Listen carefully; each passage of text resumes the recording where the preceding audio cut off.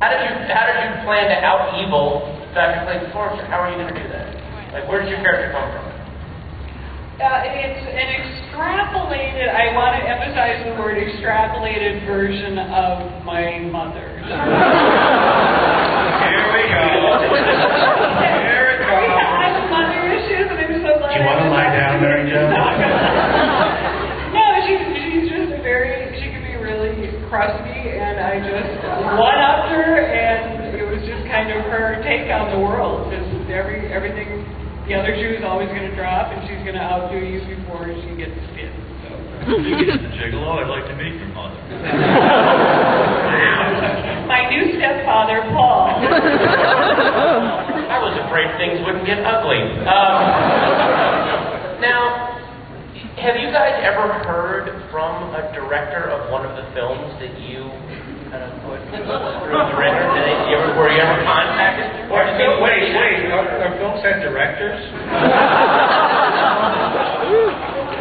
Have any of you ever met Joe Don Baker? I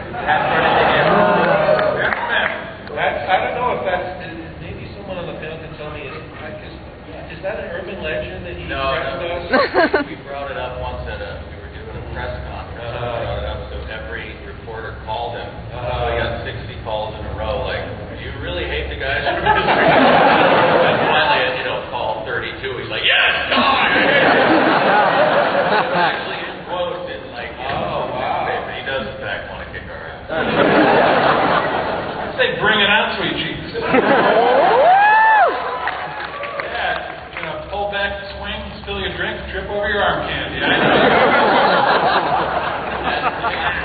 Joel, let's make sure he has servo clarity when he comes. Miles O'Keefe calling you guys? Oh, yeah. Yeah, Miles O'Keefe, but what was that movie? Do you remember? That was Ator of the Fighting Eagles. Cave Dwellers. He loved what we did. Yeah, he invited us to come party, man. He was on his like fifth Budweiser by the pool at 10 a.m. I love that thing. Smell the red buster. Hey, bring those puppets, man. I got a fun dungeon. He just thought they'd make a good bomb. Now, the Mystery Science Theater 3000, the movie, that was really amazing.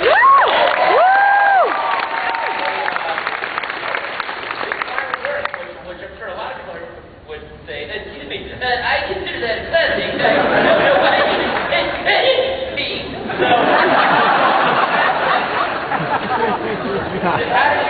Were there other movies that you had in mind? How did you narrow that one down?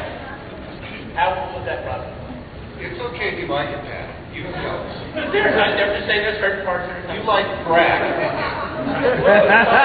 Alien is pretty big. Excuse me, I have something in my eye. No, it wasn't. I mean, the number one criteria was just it had to be a color film, and they just didn't have much in their library, as I recall. And then, but we only found, I had heard of the movie, but I only found out once it was released because the press loved that movie. And the first question they ever asked us when we did all the press for the film was, why did you attack that? And I said, well, when was the last time you saw it? When I was 6. Watch it again, and wow. It seemed perfect because it was big and dumb. And it was widescreen and it had nice color, and it had aliens in suits and huge forehead butts with white hair. Hey, I'm sitting right here.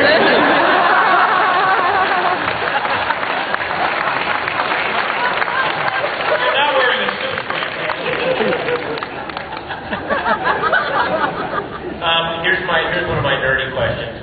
In a corporate war between fictional evil corporations, who do you think would win? Would it be Gizmonics? Would it be Mr. Show's Globochem? Would it be Charles Montgomery Burns Limited? Or like the Parallax Corporation? How would Gizmonics... Do you guys ever sit down and talk about what the background of Gizmonics is, or what their history, or they... Even that was kind of a character. Just the over-pervading evil of Deep 13 was very much... We just knew that it was shaped like a G.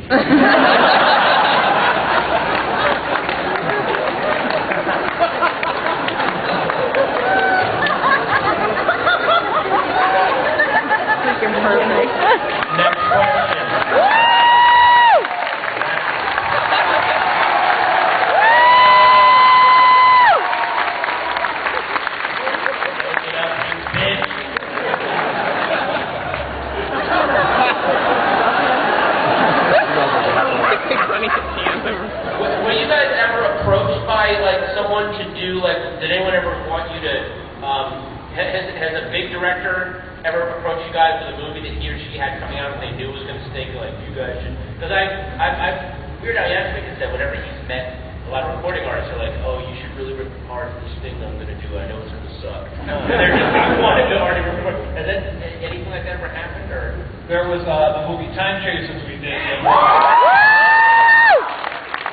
Actually, a group of people who decided they lived in Rutland, Vermont, and they decided to make a movie, and they all got together when we had finally ripped their movie. And I think many of them walked away sad and crying after we got it. One of them wanted to be on the show, as I recall. Remember the pink guy? And big jacket? Oh, yeah. Pink man wanted to be on the show. The last line we had in the movie was "Go to hell, citizens of Rutland, Vermont." We took it too. Some of the movies, like Man of the Hands of Fate, owes its success directly to your show. It would not even exist. And yet, do we get a Christmas card from Meadows? That seems like of all the films we did, that's kind of the one that we brought to the world in a big way. That otherwise, and I also like to think that when people talk about directors who made bad movies like Ed Wood, I like to think that we contribute to the fact that maybe Coleman Francis's name comes up. Who sang Night Train to Mundo Fini? Who did that riff? That was amazing. That was Ron Carradine. No, I meant like on the show because one of the riffs was, excuse me, is this the Night Train to Mundo Fini? What was it? What? Quick, check the internet. Now, getting back to the internet, the whole, it really struck me that the way that you guys... I don't think this is an internet crowd, Pat. Is this all like ham radio and like there's little hobbyists and stuff like that? Okay, carrier pigeons, nice. On Twitter. Okay, so the back and forth that you guys would do watching these awful movies was sort of a precursor. Would you put that away? Everyone knows your cell phone is full of candy and gum.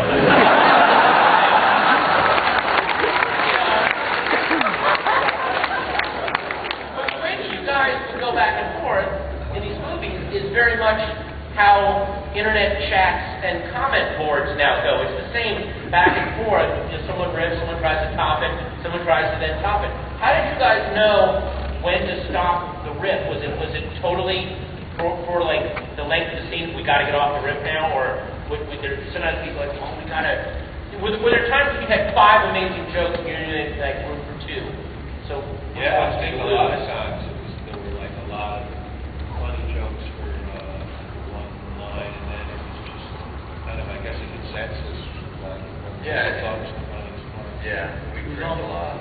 It was also what would fit. It was kind of a rule that you couldn't change the dialogue. It had to actually fit. You had to make it work that way too. One rule of thumb I always went, whatever reference is the most obscure should go in. Anything. I also think that sometimes when we had a big ball of ideas, it would become a sketch. You know, if we really had a lot there, we just put a card up to write a sketch. Is that where the song "Hike Your Pants Up" came?